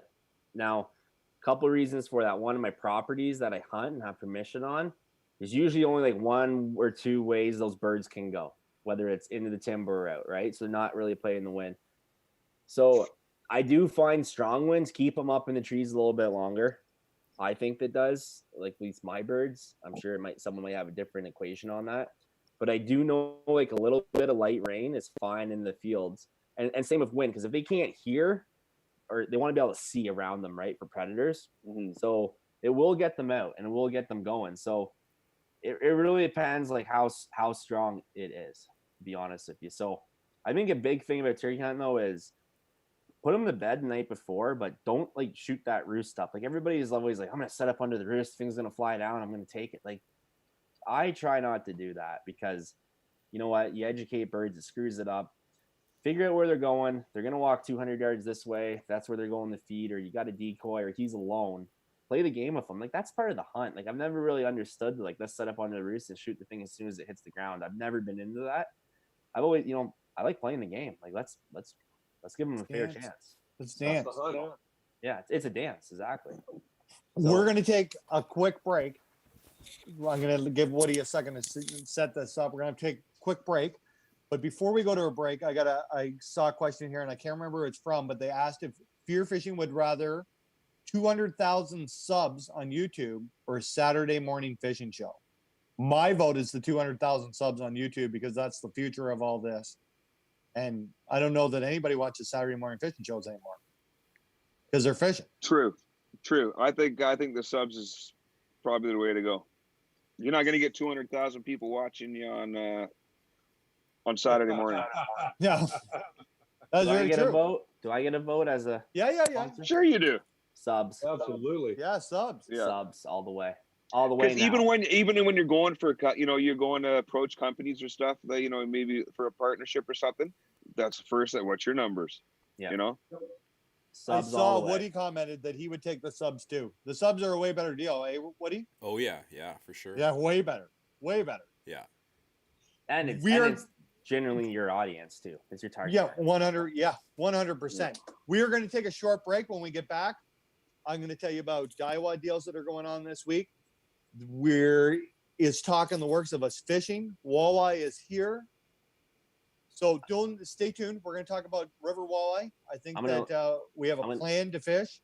I'll probably hop off here now, Ian, unless you guys need me for anything else. Thank you, Kyle, so much for joining us. Quick question, Kyle. Are rain suits still available? Yeah, there's lots of rain suits at Under Armour dealers right now across the province. We just started getting them. I know Ian's got some stuff going on with East Hill. I'll let him tell you about that. There's, if you're not local there, you want to buy somewhere else, there's lots of options. So just shoot me or Ian a message, or you guys help you out. But I just want to say one thing before I jump off. If you tuned into this segment kind of late, when you guys get it posted, go back and watch the firearms discussion. I do think we hit on some valid points. I really appreciate you guys having me on and those discussions. It was really good. Kyle, don't forget to make all those posts on the Fear Fishing Live. That way everybody can know those groups, and the Facebook group you're a part of as well. We can all go there and give it a like, okay? For sure. So I appreciate it, guys. You guys have a good show, and I'm sure I'll be talking to you soon. So well, thanks for your knowledge, buddy. Yes, it was real, man. I think you helped a lot of people understand what's going on here, and well done. Awesome, guys. Have a good night. Thanks. Thank you. Thanks, all right, Woody, let's roll the break, and we'll be back with deals. Wait. One second. I've got the best comment on Facebook here from our buddy Jordan Nordman. He says he likes to eat subs. He likes to eat subs. Jordan won. I bet you Jordan makes a mean sub. Yeah, I bet you he does too. Every time I see him post something he cooked at home during this, I always ask if I can come over and eat. Right. Jordan's a beauty. Let's have a couple-minute break, and we'll gear up, and we'll talk walleye when we get back. We'll talk Daiwa products, and we might be going fishing. We think we have a game plan. We are going fishing. Yeah. We're going to talk about getting them ready for fishing. I'm not ready at all. Yeah, we are. Perfect. Okay. I don't know how we're going to know. I don't know how we're going to know when we're not on the air. Well, you just got to tell me. You just roll the commercial, my man. Thanks, buddy. It's so weird not doing this in the studio. Thank you. I know. No hand signals. No hand.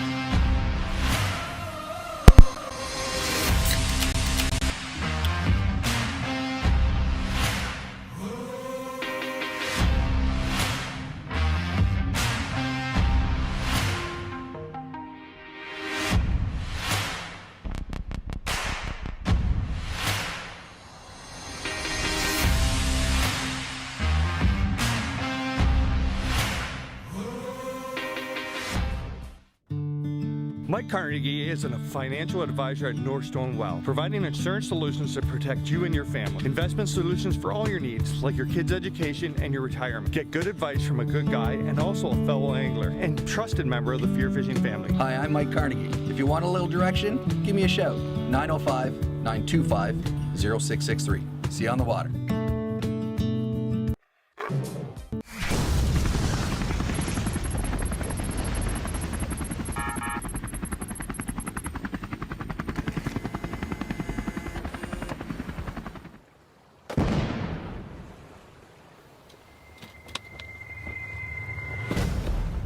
did the Jack Lynx people find me?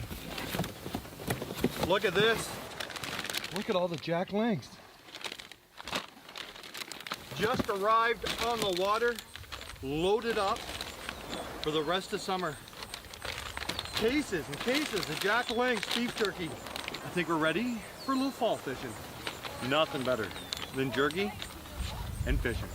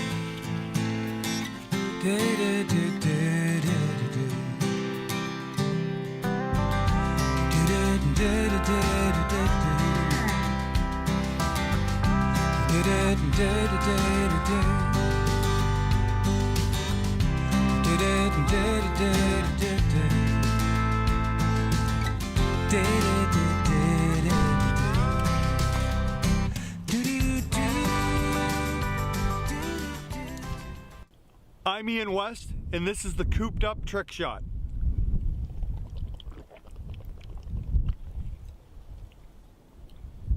I call this the longest cast. Keep going! Keep going! Keep going!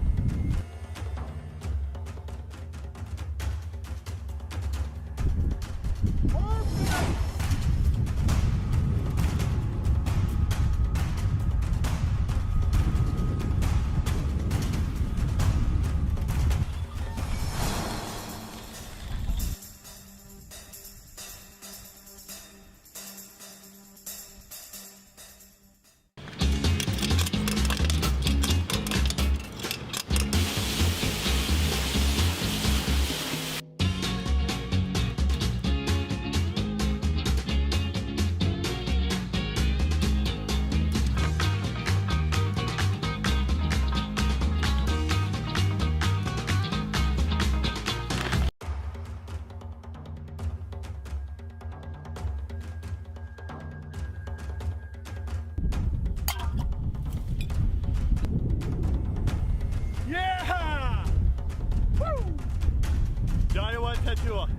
Nothing but net. Nice shot, West. Would have been nice if you brought me back a sandwich. April 25th, 2020. Maybe possibly the strangest turkey.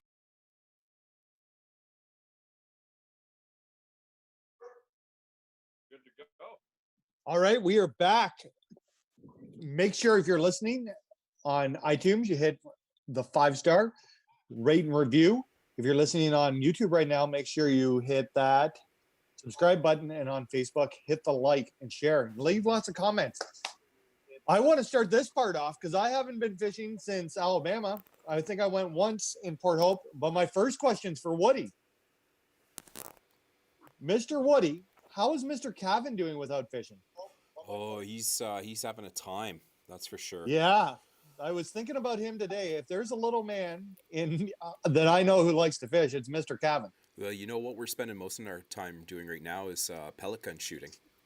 Nice. Teaching him gun safety, and he's getting really good at shooting. So that's fun to see him, and he's learning the right way to do it. And I think I talked to you guys a few weeks about this, and actually, Sean actually said, like now's the time to teach him.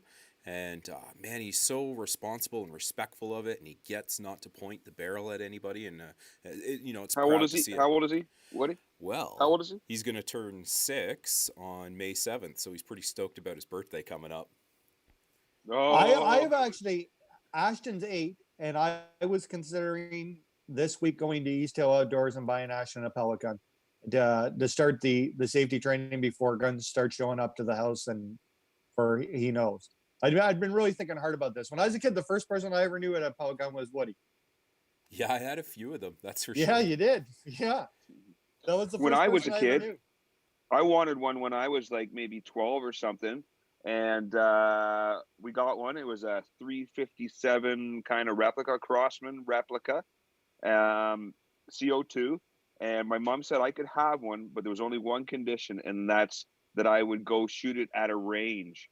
So me and my dad used to go with this pellet gun to the range with these guys, boom, boom, and we're. But you know what? It was great fun. It was great fun. And my son, I just picked up a pellet gun at the start of this COVID thing just to shoot in the backyard and stuff. And my son and I have been doing it. So it doesn't matter if they're 6 or if they're 23, which my son is. They're pretty excited to do it. I really want Ash to be comfortable and learn the gun rules. And I'd honestly been considering over the last couple of days going to get a pellet gun to take him out to where the trailer is at deer camp and letting him shoot and going over the rules. So I think that if Cavan got one and Cavan's doing good, then we're going to get the Ashman one maybe tomorrow. Yeah, I think it's a great idea to teach them now how to be responsible. And even though I didn't have a gun license growing up, spending my summers on our farm, we went through gun safety at the farm. And we were like, when we were really little, it was don't touch them. And then when we got a little bit older, there was definitely gun safety because, if there was coyotes in the barnyard chasing cattle, or do you know what I mean? There was a 22, and we got the whole, don't point at anybody ever. Always treat it as a loaded gun, right? Because we have to protect our cattle, right? Mm-hmm. So I think that's very important. At a very young age. I started shooting when I was 5.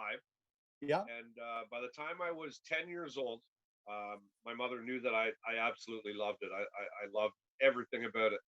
And she went to our parish priest and she said, you have to take my son. He's got this fascination with firearms.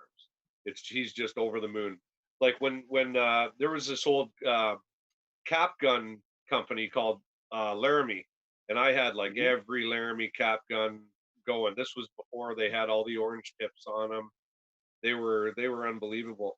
And she took me to my parish priest, and he took me to a range where him and another a lady, she was on an Olympic team for shooting. They took me for the day, and they taught me all the stuff about gun safety, pounded stuff right into me, made it so that I was responsible, right? Because my parents, they didn't know. So if you're a parent and you don't know anything about firearms or gun safety, there's lots of people out there that are willing to help. For sure. It's kind of like the fishing community, right? Like there's if your kid's really into fishing, there's somebody who will help you get your kid into fishing. Absolutely. Yes. Here's a question. I got a question for you, Sean. What is it about guns that you got hooked on? It was the target aspect of it. It wasn't that I was shooting animals or anything. It was shooting the target, getting that bullseye. It was all about hitting the target. That's what it was. And then it was the different targets. It was distance. It was, hitting targets, certain speeds. It was. I loved every aspect of it. Everything. Huh. Like even when I was a kid, I had like availability to guns at the farm, and I never wanted to target shoot. I was much more interested in riding horses than I was in shooting guns. Right. And it was now, the same thing for me. It was the same thing for me when I first got my bow, right? I was much more into going to the 3D range with my bow at Durham Archers and shooting the courses, right? Because Durham Archers had two different courses. And if you've never been to a 3D range for archery, what it is, you have a life-sized animal, and on the animal there's a 12 ring, 10 ring, an 8 ring, and anywhere on the body scores 5. So you go through the course and you walk through, and there'll be like 28 yards down there. There'll be a life-size deer, and then you'll take your shot. No range finders. It's all you walk up and shoot. You can use your range finders when you practice, but when you're playing the game, there's no range finders. So everybody will shoot, and then you'll go down and look. Okay, well I got a 10. Everybody will write down a 10 or whatever they scored, and then you'll move on to the next target, right? And that for me, that was amazing. I probably spent 3 to 5 days a week there for a couple years straight. Wow. Just really honing in my archery skills. And I was lucky enough to get trained by some of the most elite bow techs here in Canada. They took me under their wing. They really liked me, and I listened and I learned, and I put everything that they said into practice. And that's really important too, is when you have somebody that helps you, that's trying to train you, really take what they're saying and put it into practice. Show that person that you're listening, and you're working towards the ultimate goal of getting better. Yeah, the big thing for me with the PAL, there's really two things. I really want to go duck hunting, but so when you go deer hunting, it's not like the three of us can go and talk to each other. No. Right? It's not very solitary hunting. Text message. Yeah. But I would really like to go field hunting where we can all laugh and joke around and chat. The other thing is that now that I'm into hunting, I've always really loved pointing dogs. I had Montana for almost 16 years. And I wish when she was a puppy, I would have been into hunting, because now I have a huge appreciation for bird dogs in a different way. And I really want to take Casey and just go for walks in the woods and watch her do her thing and have her grow as what she's born to do. That's a big thing for me too. The actual killing part is very minimal in my hunting thought. It's probably like 3 or 4 on the list. Yeah, it's a split second of hours and weeks. You know what I mean? Yeah. It's a split second is the actual shot part of it. Yeah, to me, that the kill doesn't mean really anything to me. That's, being successful as a successful hunter, and getting a harvest a beautiful animal, that's amazing. That's the ultimate goal of our hunting season, right? We want to be successful in a harvest, but that's not why we're out there, really. Yeah. I'm not out there just to kill an animal. I'm out there to be at one with nature. Like, I get so much mental stability from being in the woods. I love it. It's the same thing as being on a boat. I get to go out there and I get to relax. Everything goes away. I don't think about anything in my outside life when I'm hunting or fishing. When I'm hunting or fishing, I'm just focused on what I'm doing in the woods. I'm at one with nature, basically, right? It's like my Zen time. Yeah, that makes a lot of sense. I really enjoy being outside. When I was a kid, I was really big into working on the farm and being with the animals and helping my grandfather. And We don't have a farm now, so hunting's kind of taken that place for me when I'm not fishing. It's an excuse to go outside, right? And I feel in my head, if you bring a bow or a firearm, you're now not a spectator, you're a participant, right? Do you get what I mean? Right. Yeah. Like there's a difference between going for a hike and bringing your bow. I always say that the biggest regret for me is not starting this a long time ago. Like I was 45 before I started hunting. I'm on my 3rd year, I think. So I wish I started in my 20s or whatever. But that's interesting. And it took one hunt for you to be hooked. Oh yeah. And our buddy there, Little Cooper, he just went out and did some filming with the Johnsons in a turkey hunt. Yep. And it sounds like he's going to be a hunter too. So yeah, he's pumped too. Well, I shot for years. I shot for years and years and years before I ever hunted. Right. I never started hunting, I think, till I was around 25. You know, and for 20 years I was already shooting guns. Yeah. You know what I mean? Like it's just. I think there's a perception of people who've never been around the outdoors or guns or of what this is really about. Do you get what I'm saying? Mm-hmm. I think there's a percentage of people who can't understand why somebody would like to shoot a paper target. I really do. And I don't think you understand until, you go through that. It's fun to just shoot a pellet gun. Mm-hmm. Oh, absolutely. At a pop can, absolutely. Right? We did that on the weekend. Yeah, I was going to say 3 grown men have shot at a tin can and a little challenge on in between hunting sessions on yesterday. It really is about like your buddies, like who your company is. Doesn't really matter what you're shooting. It's the company you spend in and the laughing and giving each other a hard time, and you know what I mean? Yeah. And I'll tell you the funny thing. I wish we had a camera going when Sean was putting the CO2 in this little pistol of his, because he didn't do it right. So he loaded the CO2 in it, and he went to push it in. It's got to lock in and push into the pin. Yeah. Well, it didn't work right. So didn't all that CO2 come out all over him, all over his face and stuff? It was funny the first time, but it was even funnier the second time. That's funny. Yeah, it was amazing. It was good. Amazing. So, boys, up to this point, I was really okay with not fishing, but I kind of feel now that I need to be on the water. Sean, we have a plan. It's time. It's time. We're going fishing, man. We're going fishing. We're going fishing. Yeah, it is what it is. Mark and I work together, so we don't really socially distance too much. We've Mark and I have actually been together since March 5th. Yep. Right. And then we traveled together. We traveled all through the States together. We come home, we isolate together, and now we're back to work. We're doing a job together right now, and I'm like, listen, man, if we're not socially distancing from each other, we can fish together. Mm-hmm. So today on the way home, we talked to you, Ian, and we were like, hey, listen, we got a plan. We're going fishing. And you were like, well, how do we socially distance? And we were like, well, you take your boat and you can fish beside us, 6 feet away from us or better, and we'll fish together. That's what we're gonna do. And that made sense to me. If you know what, if we're allowed to go out there and do it, then we should be out there doing it.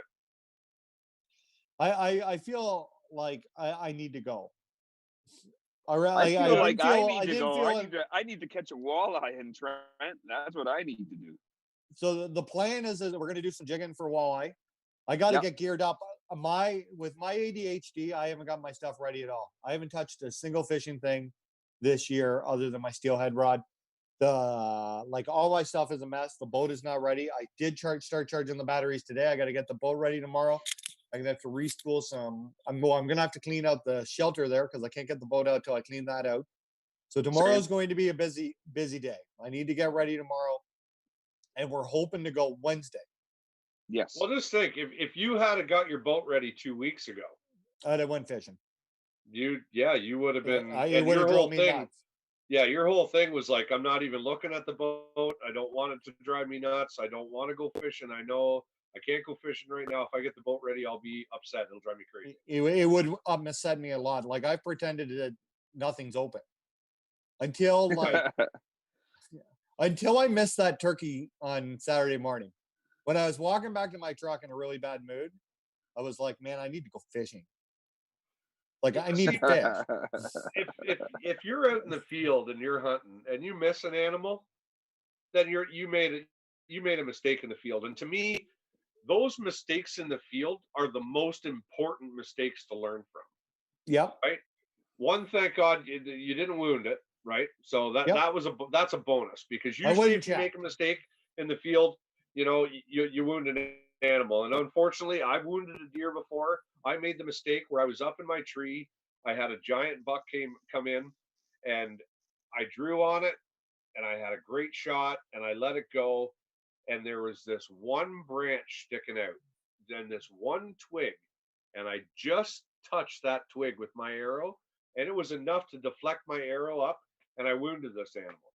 Now, I think ultimately the animal died. Like it's where I hit it up high and back, and unfortunately I'm pretty sure that animal died. I went back in, I looked for that animal for 3 days. We had a bad snowstorm that night when I shot it, and 3 days, and I felt terrible for it. I felt terrible, but I knew that mistake was mine. I had to own that mistake. If I had made sure that my shooting path was 100% clear instead of 99.5% clear, I would have that animal behind me on the wall right now with the other guys, right? But I didn't. I slacked off for that point of percentage, and you really can't do that, especially when you're trying to take the life of another animal. You owe it to that animal to put in 100%.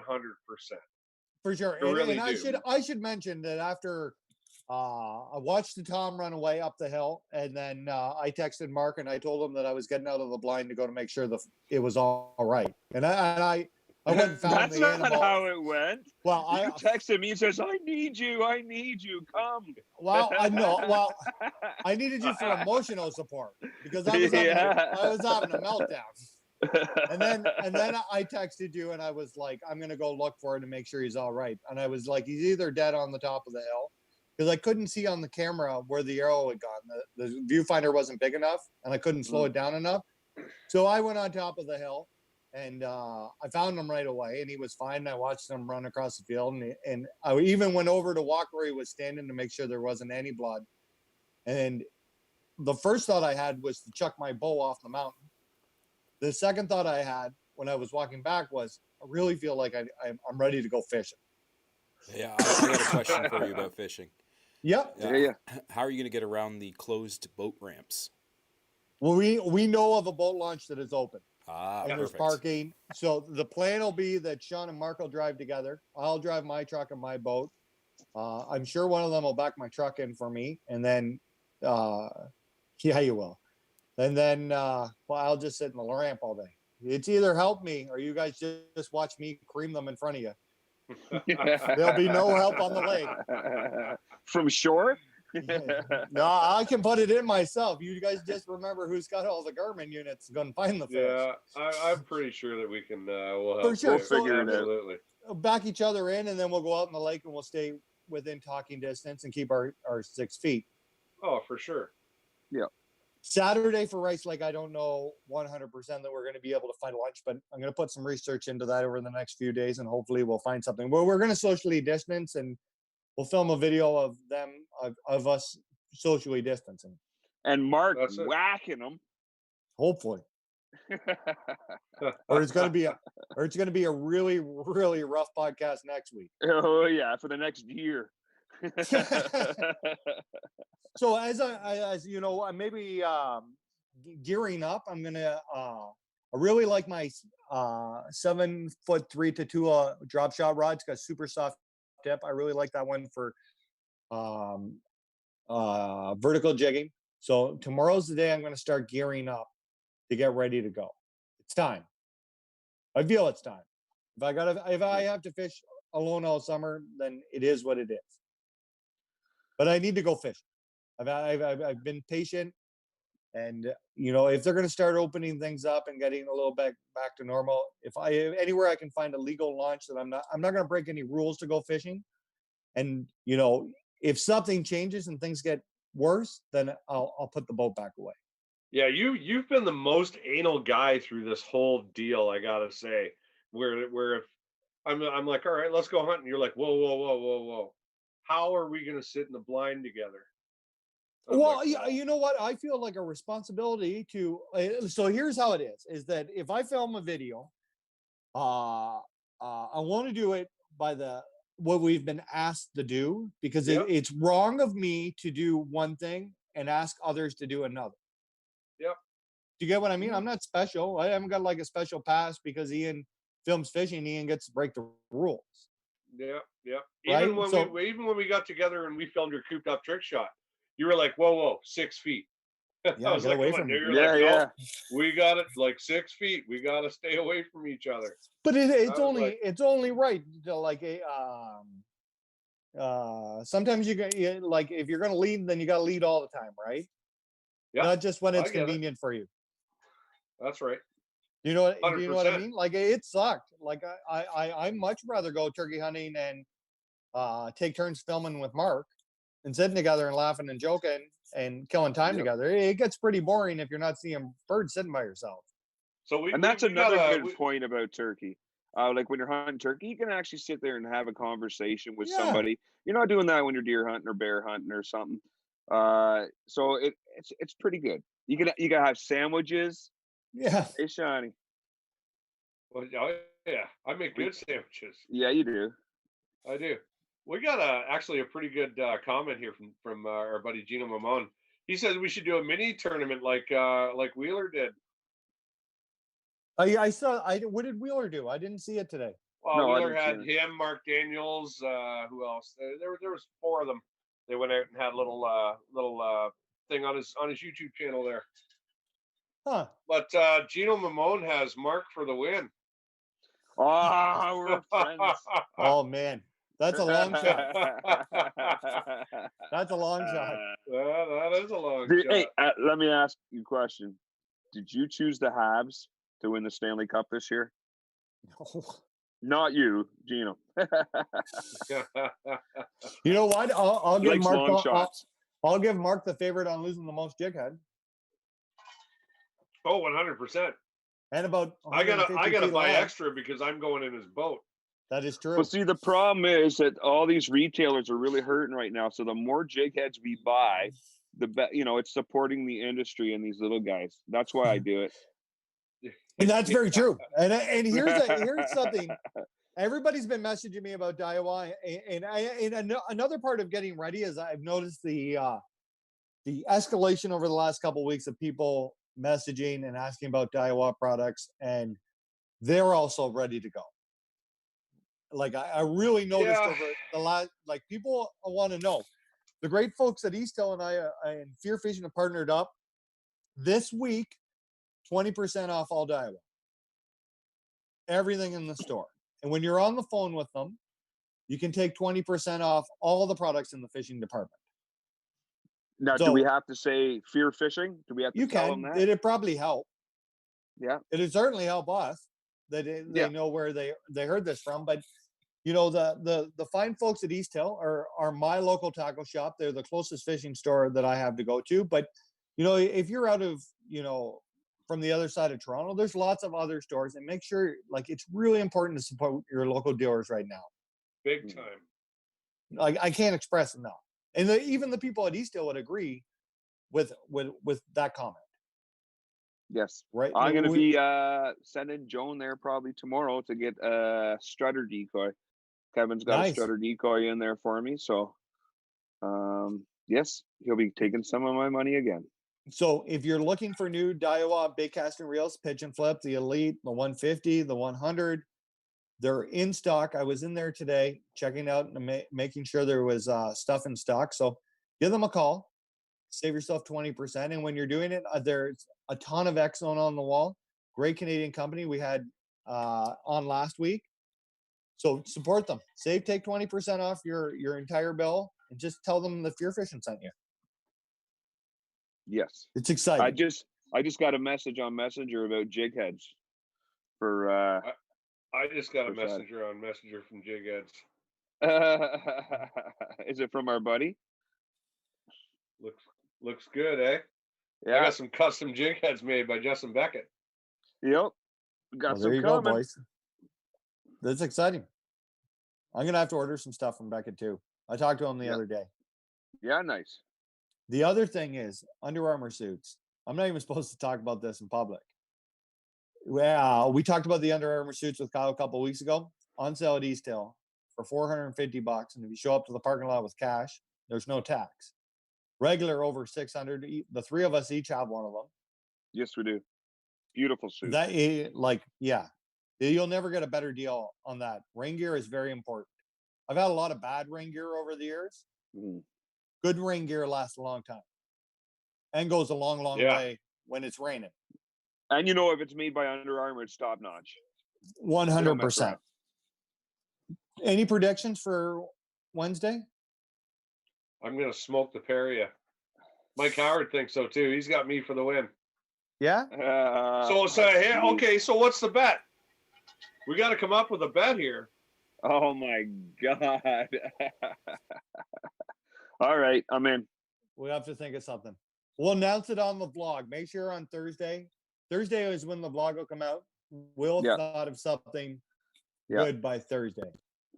So watch the vlog to find out what the bet is for. What the bet is for and who won. And then you'll get to see who wins it. And the best part who is loses it. I'll slide in the 2 turkey hunts that I missed the turkeys on some part of that vlog. How are we gonna do? Are we gonna do something like the winner gets the prize or the loser gets the punishment? Kind of like those what's that show on TV? Those 3 guys. I don't know. 4 guys. I'll have to see what we come up with. Impractical Jokers. Impractical Jokers style. Even when we end this, guys, if you guys got ideas, post them in the comments of what we can do. Yeah, for sure. Yeah. I think that Sorry, I'm in the middle of loading up my jig heads right now. I got to get ready. My fishing stuff is all over the house. I have no idea where. I haven't done anything either, guys. So not a single thing. Tomorrow's a busy day. I'm going to get up in Ashton's back tomorrow. I was thinking about bringing Ashton, but the Trent River is jigging for walleyes. Probably not the deal for Ash. He'll get snagged up along. I think I'm going to take him striped silver bass fishing. We'll have to go silver bass fishing this fall, and I'm going to bring Ash to that for sure. But I think I'm going to get up early, give the following folks at East Hill a call, and I'm going to get him a pellet gun. Yeah. And then if he's cleans his room and does his homework, maybe Thursday when I'm done editing the vlog, I'll take him out to where we park at the deer camp and let him shoot. Yeah. Bring some tin cans with you. Bring some tin cans, hang out. I think that I might even Amber and Emma might even come on that adventure. Amber's asked for years and years to get pellet guns, and Emma has? we were gonna Amber. Oh, Amber has. Yeah, nice. It's going good so far, Woody. With Kevin. Oh yeah. Yeah. Now's the time. Make it happen. There's some there's some good places to get air rifles and stuff around our area too. Do a little bit of Google searching. I think there's a shop in Peterborough, and then I'm sure East Hill has something too.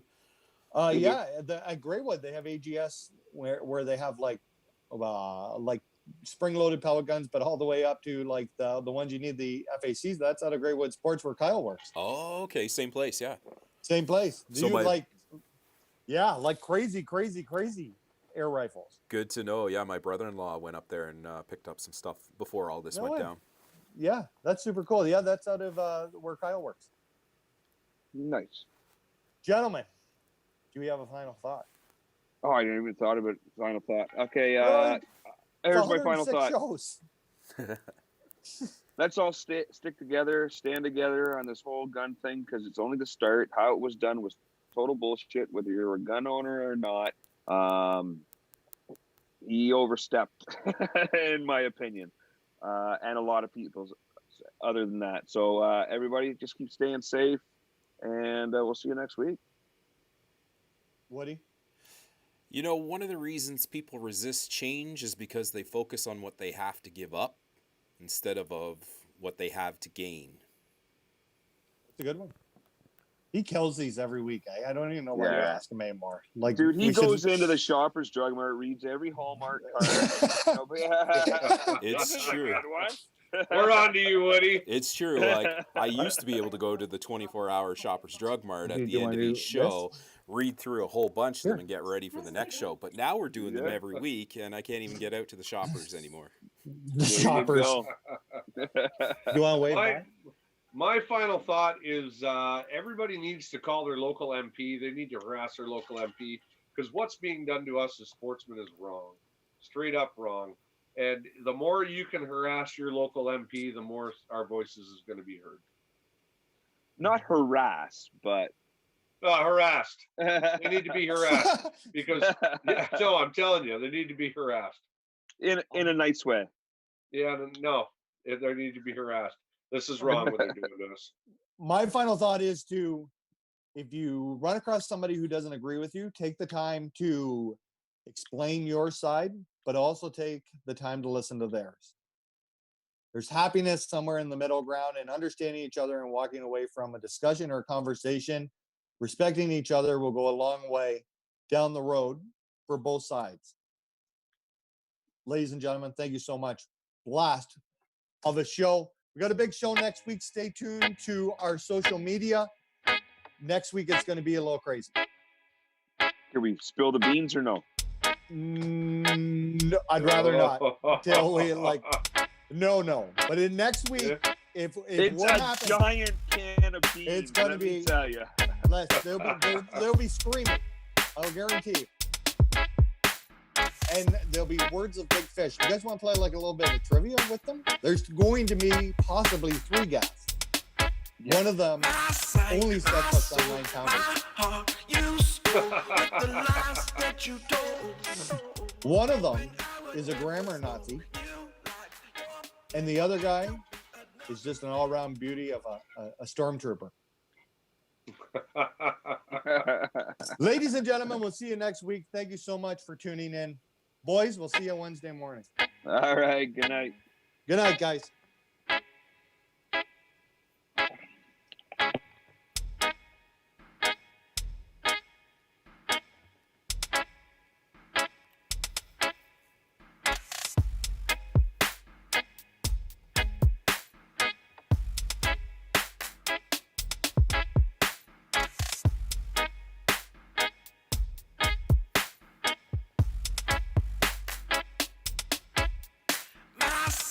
My soul, my heart, you stole with the lies that you told. Hoping I would never know you like your plan. Want me to be another man you control. But lo and behold,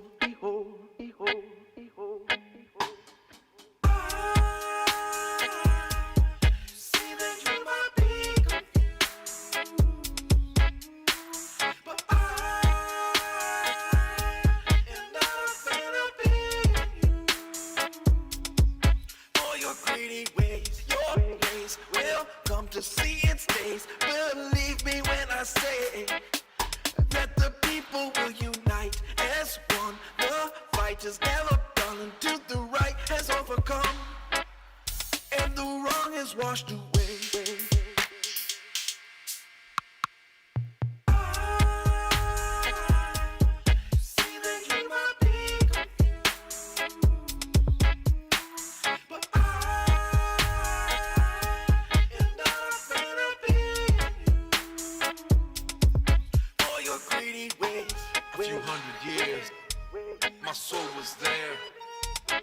I'm here, don't mean that I don't care. Some ain't sincere, some are fair, but when the power's clear, integrity is rare. But I ain't gonna sit cope with the facts and lay down with no hope.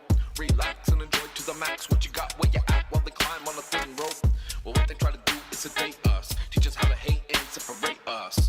Never really wanna tell it straight, just pretending what is great while they try to recreate us. My soul, my heart, you stole with the lies that you told. Hoping I would never know